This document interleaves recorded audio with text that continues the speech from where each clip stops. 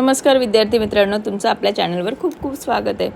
आता आपल्या जे न्यू सिलेबस होतं इयत्ता 6वीचं त्यातील ही पहिली पोएम आहे 1.1 मान्सून। मान्सून म्हणजे काय तर रेनी सीझन म्हणजेच पावसाळा। आता ह्या पोएममध्ये आपल्याला काय काय दिले ते पाहूयात। लेट्स एक्सप्लोअरचा जो क्वेश्चन होता तो मी एका व्हिडिओमध्ये तुम्हाला ऑलरेडी सॉल्व करून दिलेला आहे, त्याचे आन्सर्स लिहून दिले, तर ती व्हिडिओ तुम्ही नक्की जाऊन पहा माझ्या चॅनलवर। त्यानंतर आपण पाहणार आहोत poem. The sun is shining oh so hard, the land has dried, it's so parched. The fields are hungry, rivers thirsty, oh rain, rain come our way. काय म्हणतो इथं poet? The sun is shining o so hard, म्हणजे सूर्य खूप तापलेला आहे, जणू काही खूप असं ऊन पडलेलं आहे। द लँड हॅज ड्राईड, आणि त्यामुळे पूर्ण जमीन जणू काही कोरडी झालेली आहे। इट्स सो पार्च्ड, पार्च म्हणजे काय, ती लँड पूर्ण जमीन खूप ड्राय झालेली, त्यात तडे गेलेले आहेत अशा पद्धतीने। The fields are hungry, rivers thirsty, आणि जी शेतं आहेत ती जणू काही पावसाची चातकाप्रमाणे वाट पाहत आहेत, आणि रिव्हर्स ज्या नद्या आहेत त्याही तहानलेल्या आहेत। ओ रेन, रेन कम आर वे, आणि अरे पावसा पावसा तू आमच्याकडे ये, असं इथं पोएटला म्हणायचं आहे। तर पहा, पाऊस सुरू होण्याच्या अगोदर म्हणजे पावसाळा सुरू होण्याच्या अगोदरची ही स्थिती आहे। तर पहा, rain rain is on her way, पावसाला सुरुवात झाली खूप छानपणे।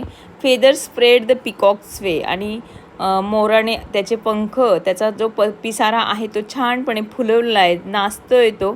द क्लाउड्स आर डार्क, आणि जे क्लाउड्स आहेत, ढग आहेत, ते पूर्ण काळेकुट्ट झालेत।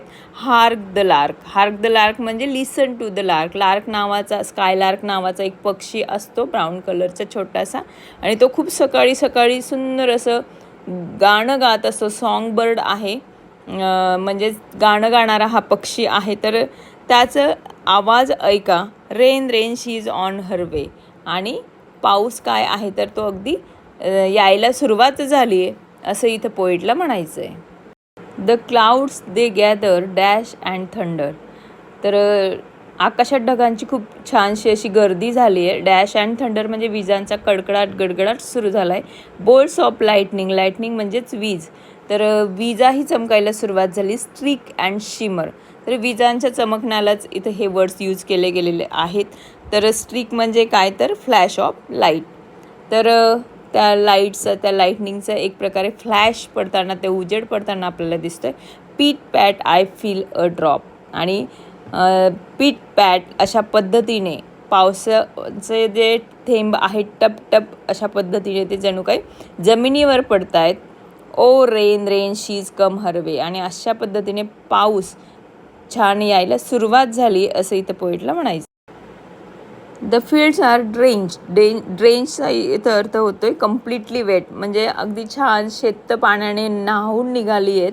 द लँड इज सोक्ड, जमिनीत त्या पाण्याचं काय झालं आहे तर सोक म्हणजेच काय, निचरा झालेला आहे एक प्रकारे, ते पाणी शोषलं गेलं आहे जमिनीत। द ट्रीज हॅव बाथ, आणि प्रत्येक झाडाने जणू काही छानसं झाडे न्हाऊन निघालेली। द रिव्हर्स होस्ट, आणि रिव्हर दुथडी भरून वाहत आहेत, अगदी स्ट्रॉंगली त्यांच्यामध्ये भरपूर असं पाणी आपल्याला दिसून येतं आहे। द अर्थ इज हॅप्पी, आणि त्यामुळे पृथ्वी कशी झाली तर खूप खूप खुश झाली आहे। ग्रीन अँड चेरी, हिरवंगार ताजंतवानं असं हे पृथ्वीचं स्वरूप, ते दृश्य डोळ्यांना दिसतंय। ओ रेन रेन कम अगेन, आणि अशाच पद्धतीने अरे पावसा पावसा तू परत ये, असं इथं पोएटला म्हणायचं आहे। आता पोएटचं इथं नाव देण्यात आलेलं नाही। ॲनॉनिमस म्हणजे काय, निनावी, म्हणजे तिथं नाव त्या पोएटचं जाहीर करण्यात आलेलं नाही। पोएट तर आहेच, कोणी ना कोणी पोएट ह्या पोएमचं आहेच, पण ते देण्यात आलेलं नाही आहे। ओके, तर विद्यार्थी मित्रांनो, आपण ह्या पोएमचं पूर्ण मराठीत भाषांतर आपण पाहिलं आहे।